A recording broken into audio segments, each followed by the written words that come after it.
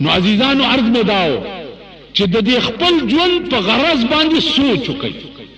هغه غرض قرآن ویلی دی. قرآن ویلی دی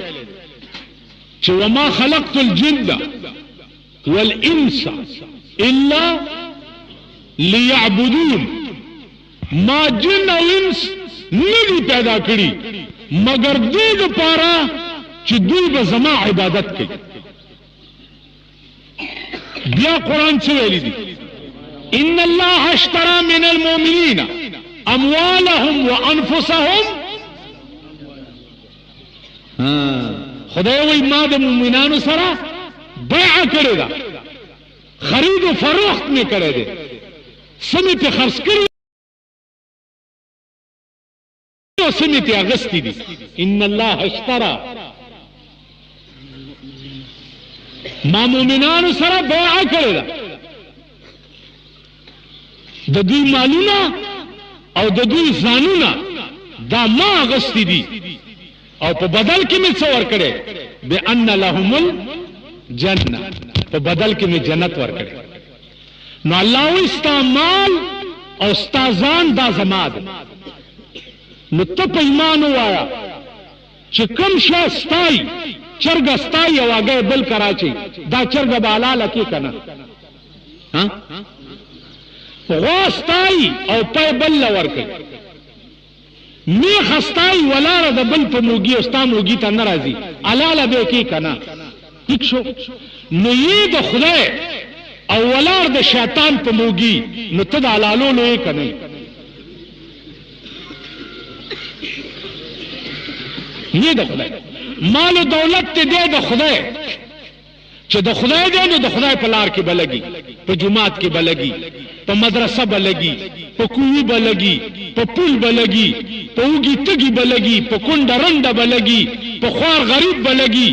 دا ستا دولت ستا نه دی، دا د خدای دی. چې د خدای دی نو د خدای په کارونو کې به لګي. نن زمونږ دولت چرته لګي؟ نن که ورته وایي جومات جوړېږي، الله اکبر، مونږ کور چې جوړو خپلې پیسې پې لګو که کلي کې چنده ولکو؟ مامو جان ماما وایه ته خو زمونږ زوړ یار یې، خپلې لګو که ټیک شو. خپلو لګولو نه خپلې جمع کې او محنت کې، او د خدای کور جوړېږي نو هغې له دې کټه چولی او ماشوم دې ودرولی دی او جنډه دې لاس کې وګی، واچوئ ورونو جومات جوړېږي، واچوئ ورونو جومات جوړېږي، واچوئ ورونو مدرسه جوړېږي. ګوره هغه دیوالونه چې وران دي، واچوئ ورونو دا کي. خدای به وي ښه تاسو د پلوسی یئ؟ جی ښه. تاسو هغه وایي چې هغه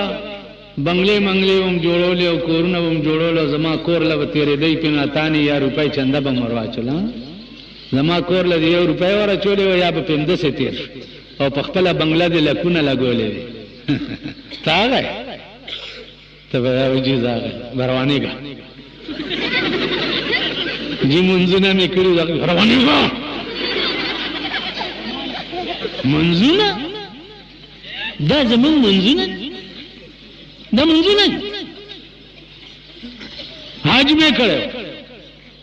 او چې حج نه راغلی حاجي پوکم صاحب په پوکم تللو دې شروع وکړه. الله دې امان را. یو حاجي دی په ناپ تول کې به خلق وال، په ناپ تول قبر یې کنستو جوړولو ګلکار ما پسې رامنډه که چاله مولانا صاحب راشه چې ورلم چې مې وکته داسې ښکرور لړمانې د قبرونه روان ښکرور لړ. تاسو پوه شئ دا هغه دا حج دا منځونه دا هر څه به په جولۍ کې در واچولی شي. خدای به وایي زما نوم یې درته اغوستی و، تا په یو ټیډي پیسه زما نامه نه واغستې. نو کذالک اتتک آیاتنا فنسیتها، نو کذالک الیوم تنسی. زما قرآن در تراغلی او تا هیر کړی، نو الله به وایي نن تم زما هیرې، ته زما هیرې. الله دې مساتي چې الله وي ته زما هېرې مونږ به کوو څه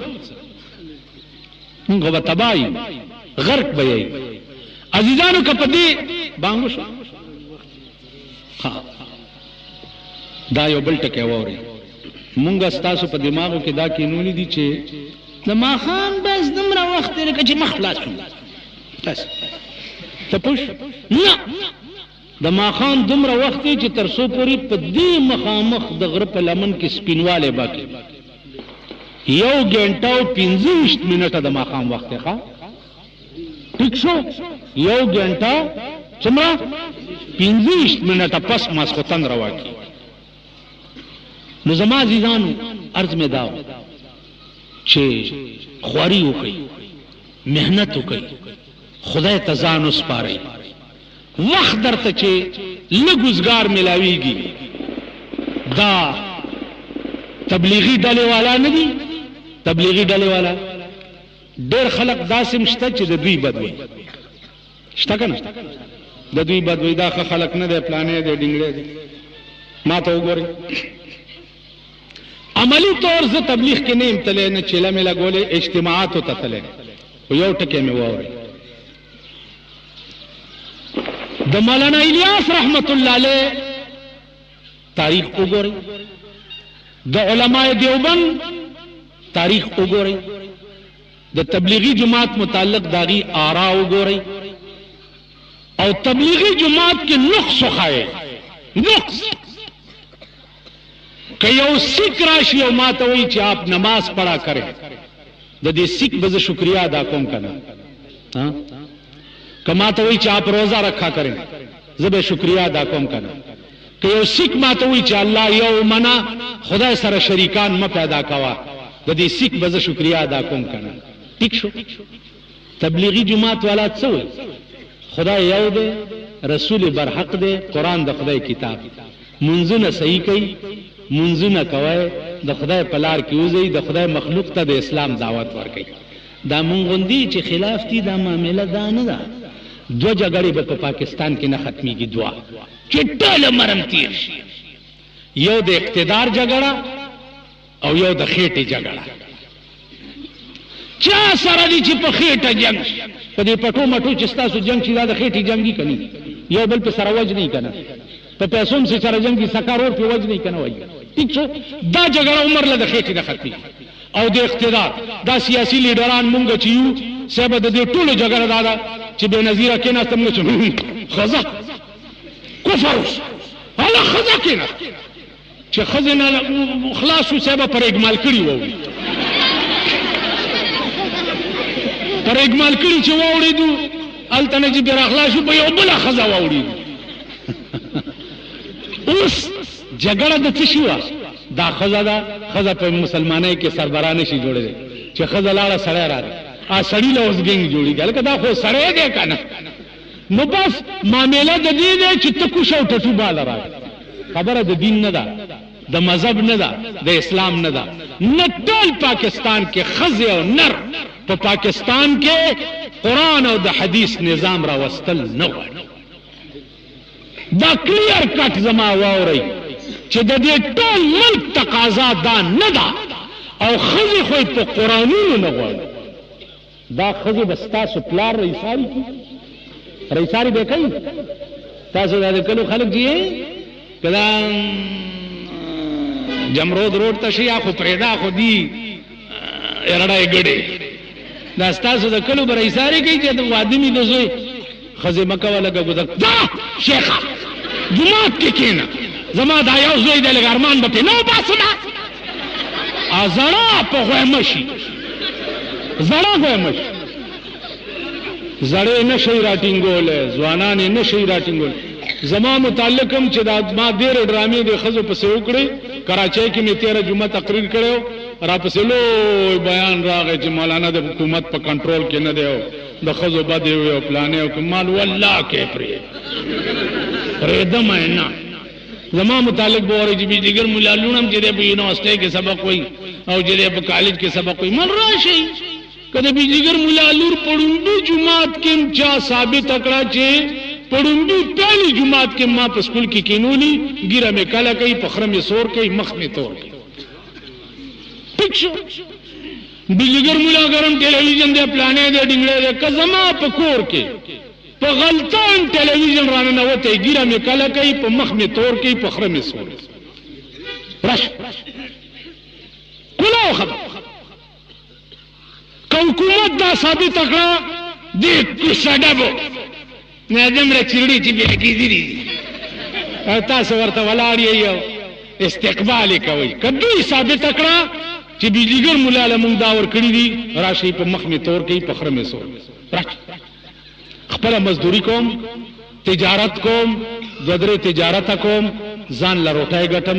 په کلي کې مې ځمکه ده دومره غنم راله راځي چې د باچا پروا هم نه لرم چې چاله مې خوښه وي لسته ورته وشغوم د اوس خو د سړي نه دا شی جوړوي که نه ده داسې چې داسې کې نو د اوس کېږي که نه چې داسې نه که د باچا پروا به ولري زما د عبدالرحمن بابا عقیده ده اورنګزیب بادشاه ورته کله کله زما دربار ته راځه چې یو څو اشعار راته وایي هغه وایي زه ستا دربار ته ویلی ویل نن پترخ کې مې جانان په لاس کې مې جام دی نن پترخ کې مې جانان په لاس کې مې جام دی ځکه اورنګ د زمانې زما غلام دی اورنګزیبه زه تا خپل غلام ګڼم بیا ورته وایي غاوره کېږم په تخت و تاج اورنګزیب کا آرائش د تخت و تاج کا خو مرګه به دا تخت و تاراج کا نو عزیزانو تاسو خدای ځان له پیدا کړی په خدای مئن شئ په جناب محمد رسول الله مئن شئ لشل کاله تکلیف تیر کړي د عمر بادشاہي به خدای په جنت کې درکړي دا ادنا جنتی زیبه په جنت کې دومره چې سل کاله په اس مزلو کې خپل ایریا به معلومه نه کړي یو کمره د جنت به دومره لوی چې د ملغلرې به جوړی د بخاری روایت ته او بیا د ملغلرې به جوړی عرضها 60 میلا پلنواله به 60 میله یو کمره دادنا جنتی هوري با او یا جوړې به غستی په یا جوړو دنه به په دې پندای کې مازغه ښکای واخر دعوانا ان الحمد لله رب العالمین دا مدرسې سره با عزیزانو پورا امداد کوئ په مړو پسې خیراتونه چې کوئ هغه پیسې چې دی کې ولګوئ چې دا تر څو باقي خدای قسم چې هغه ثواب به ستاسو مړو ته رسي دعا وکړئ اللهم ايد الاسلام والمسلمين دا دورونه دي دا دو کورونه جمعه ته وقف کړي یا الله د دې کورونو په وس کې خدای جنت الفردوس ورته نصیب کړي خدای ډېر خېګړې ور سره وکړي دعا وکړي چې یا الله په پاکستان کې د پاکستان نظام قرآن کې خدای چې د چا په تقدیر کې هدایت نه لیکلې او د چا په تقدیر کې دانی چې دی به اسلام په دې ملک راولي خدای ته هلاک کی او خدا زمون بچی نیکان بچو تم هدایت دنے کہو کې بیا په اخلاص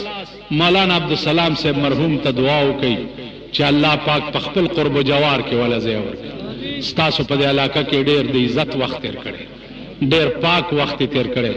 خدای ته غریق رحمت کې زمونږ استاد ټول مشران خدای وبخي او مونږ ته دا عمل توفیق راکړي چې هغه ته راضي کیږي تاسو دا علما حضرات تاسو دا نور مرګري طالبان خدای د دې ټولو شری مقاصد پورا کړي او تاسو ټول د خدای عزتمن کی چې دا یو څو ماته ګوره خبرې زما واورې دي وصلی الله تعالی علی خیر